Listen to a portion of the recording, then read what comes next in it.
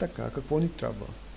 За да стартираме асемблер на виртуална машина, VirtualBox или подобен виртуална машина, VMware или тем подобни, Hyper-V. Отиваме на лъчо на сайта.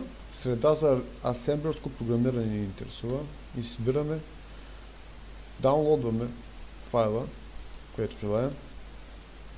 Аз вече съм го даунлоднал, няма да го даунлодвам отново.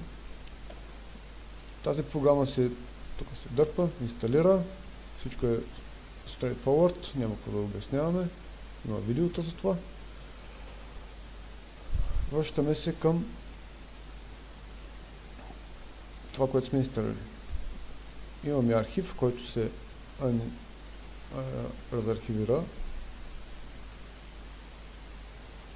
И вътре има ISO с това име.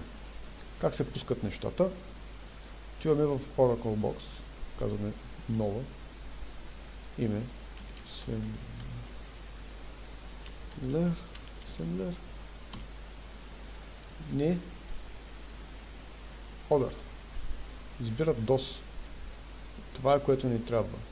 Даваме напред. 32 мегабайта е много, седи така, няма значение. Напред. Не ни трябва виртуален твърд диск. Задаваме. Продължаваме. Готово. Сега трябва да зададем откъде ще пуснем CD-то. Това се случва. Къде се случва? Настройки.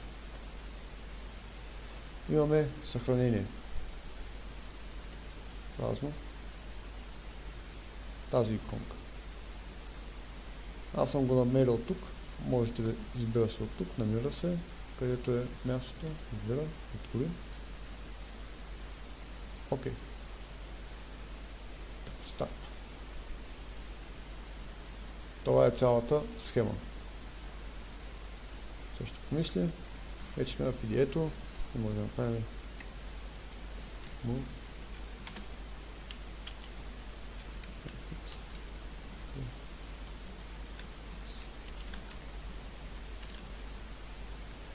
Alt и X билдба. Съответно, като дадем F7 011 222